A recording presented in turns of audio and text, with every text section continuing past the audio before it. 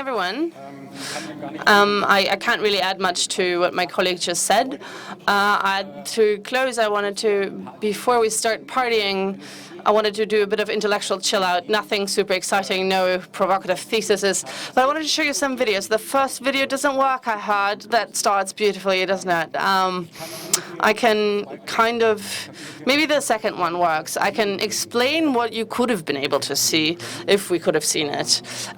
So that is, you see, sort of avatar, the way that it should be for this event, and this avatar is made to be alive by these Frankenstein scientists, and with a very high-pitched voice, it sounds a bit like Mickey Mouse on MDMA that's been constructed in South Korea. And the piece is called Hey QT and is from a British producer team called Piece of Music, and came out in 2014. And then it was one of those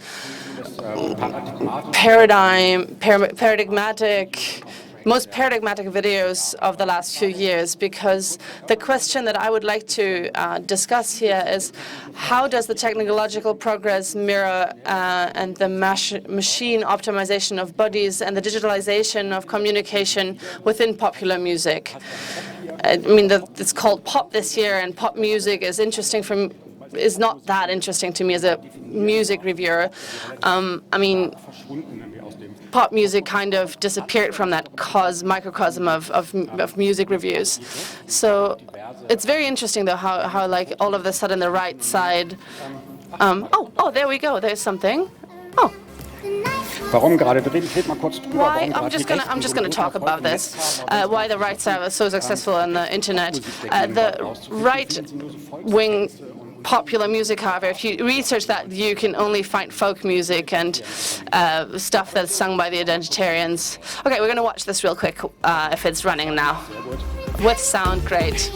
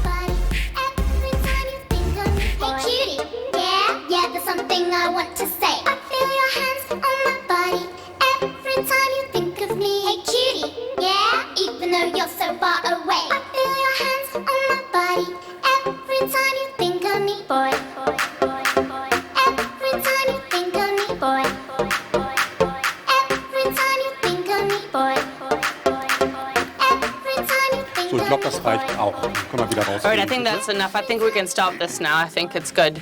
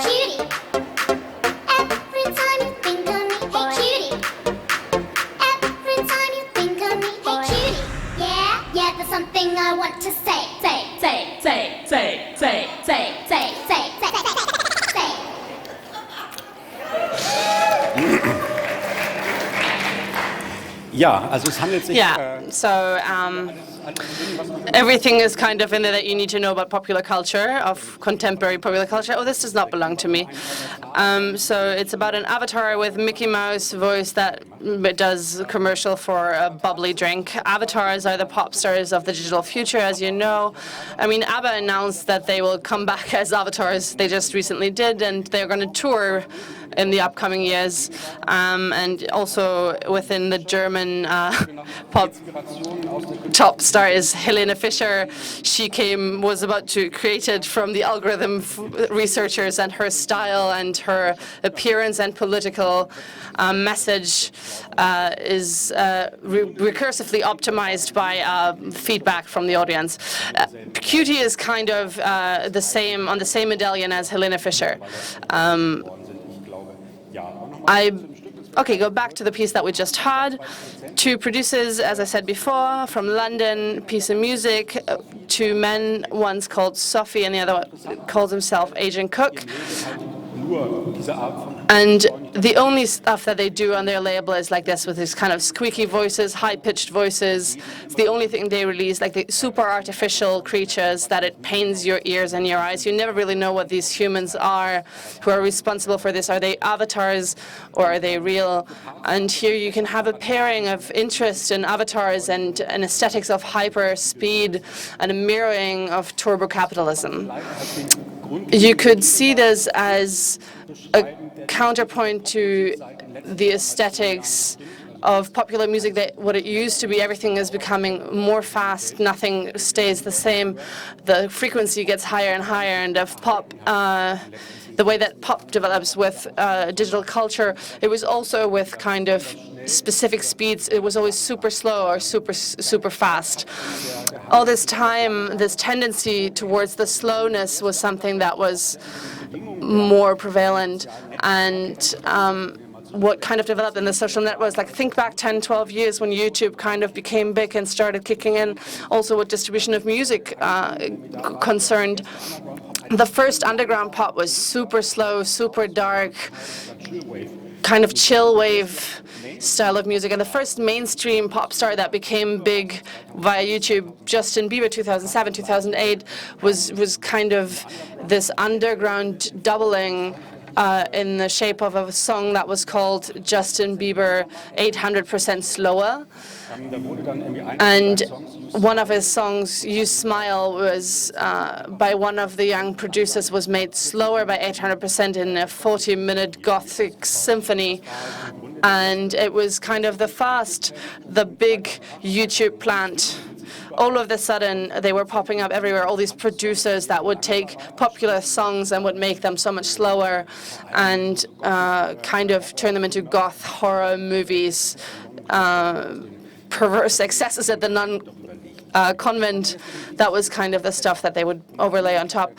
And that was how it was distributed, and only via YouTube. If you look back, this is kind of interesting, so that the fast aesthetic mirroring of pop aesthetic mirroring in social media happened when Facebook started, and you would put out these profiles and you would suddenly show yourself a lot more publicly, and it kind of happened that artists would start disappearing, and there was all of these bands that would give each other names that you couldn't Google anymore, that were made out of fonts and signs that you couldn't just type into Google. And upside down crosses, whatever there is, you name it, we had it, that they would kind of take away from, they would make something that they couldn't be found through the search engines. And this kind of fits really well with this extreme slowness of the music, these kind of artist subjectivity of refusing this digital subjectification and this anonymization, and this extreme slowness was an sort of intervention towards this kind of speed that life had taken. This was very short-lived as an underground genre, but at the same time it goes until today. Even Christ and Clay's Casino all of a sudden work for Kanye West and other rappers, and the technicality on the habitus itself kind of stayed with the cloud rap, famous popular within the young people, also in Austria. But maybe in Austria they have a specific relationship towards slowness. This all-engrasping tendency to speed up was also another tendency. One of the most extreme examples was the more and more becoming more speedy. And you could see this kind of witch house and chill wave. They would have like this negative impact of. You would also then all of a sudden had Madonna as a double affirmation. The stuff is fast, so it has to be double the speed. Everything is super bright, so it needs to be brighter, and you need to stark up that contrast. And the zombie aesthetics of the late 2000 years, it led to like a superficial, very kind of overlit images, and then this kind of bend within the virtuality was what generated out of this. This aesthetic of self-reflection by means of self-stating could be described as accelerating.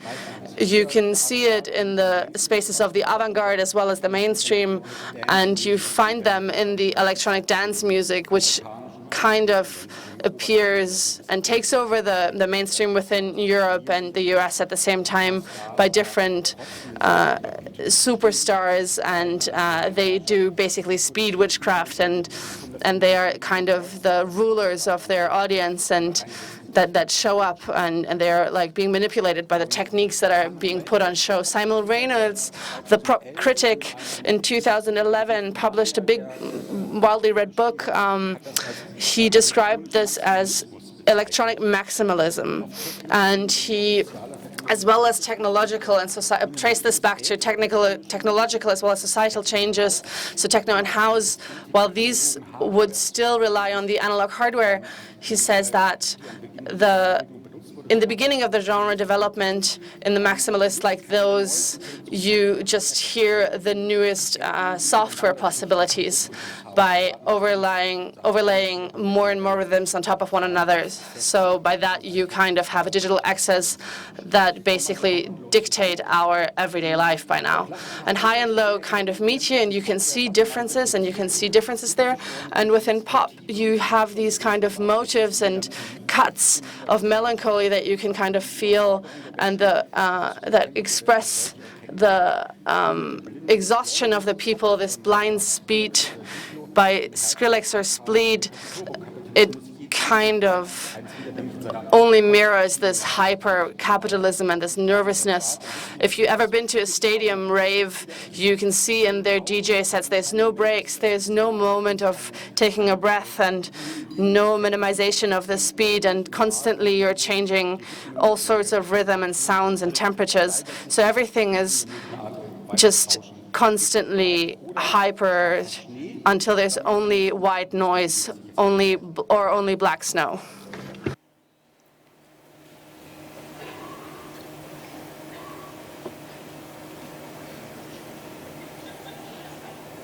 Wenn da am Mischpult noch jemand ist oder schon bei der Partyvorbereitung. Ah, sehr gut, danke.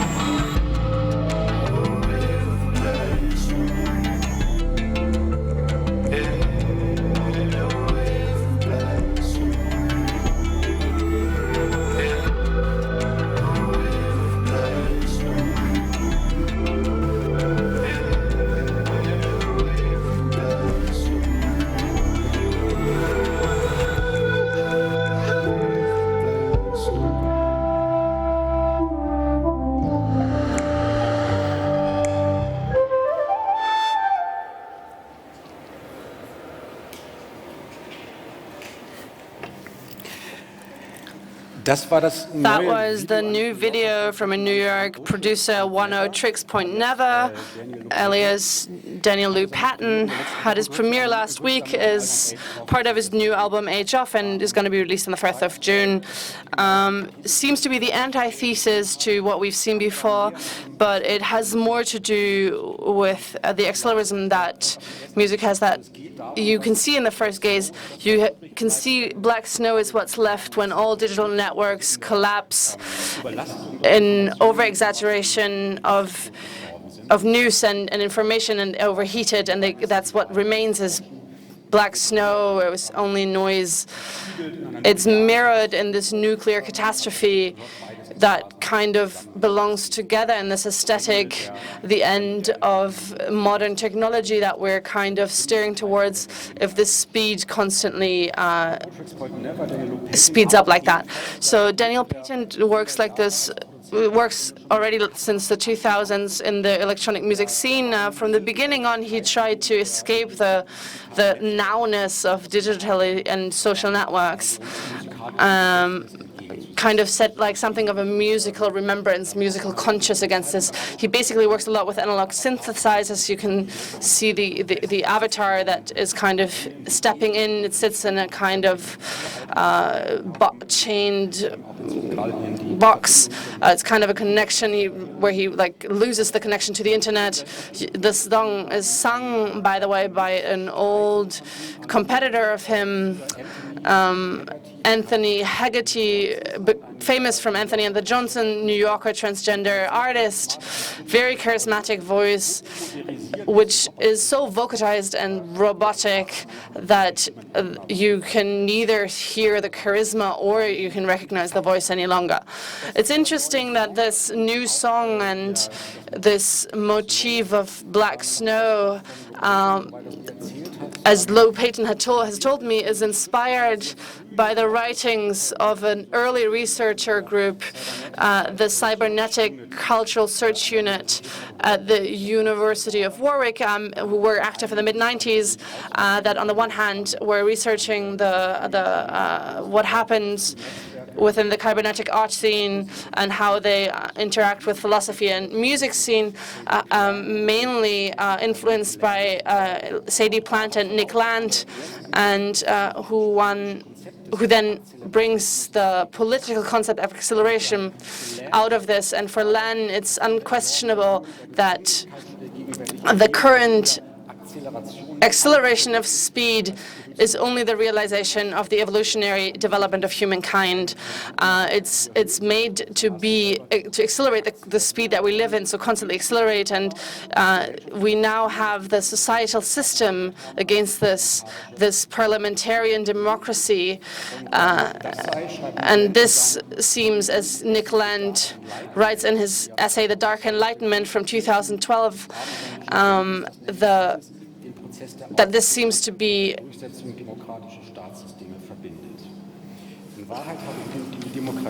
in all truth, the democracy has not led to the bettering. That democracy has always been kind of a problem within this process of technological progress, and that people who make decisions, so democracy kind of slows down evolutionary speed. If you should take the thoughts of enlightenment and let them come to themselves, you have to be brave enough for dark enlightenment to overcome democratic forms. So a political authoritarianism to unchain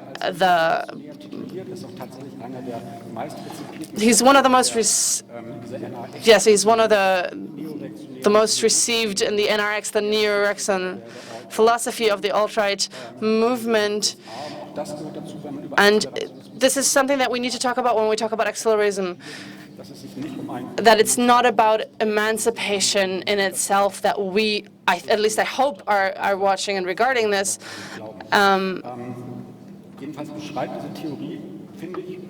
This theory, at least to me, describes quite well the understanding of the digital elites and the feudalic systems of rule, and because Facebook is nothing other than a monarchy system, as Mark Zuckerberg as the ruler of all. You can't be voted off. I mean, it's good if you look at it, if you follow the thoughts of land. The ideal ruler is somebody that you can vote off. It's not a democratically elected one, but an informed CEO such as Elon Musk. And now we go back to the video, because it's not just a coincidence that Musk recently announced that in light of the current destruction of the Earth, we need to start looking for a new Earth. So that's why Mars mission is something that he's come up with. And the acceleration of the evolutionary development reaches a complete new level when it comes to this. And he obviously is not talking about the whole whole of humankind. He obviously means the astronaut elites. So he would then consider that everybody else would be left behind. And this is also what you could see in the video in the end. Refuse is what everyone else is, and that's us. That's all of us, a lot of us, am I afraid. And I think that's what we saw, that we can see. But in the ruins of this, we can still have a little bit of fun with a little bit of dance. And this new pop music kind of shows us that we can still have a little bit of joy in this, in light of this turbo-capitalism and in light of this death. And this seems to be, for me, a nice view of the future. Thank you very much, and enjoy the party.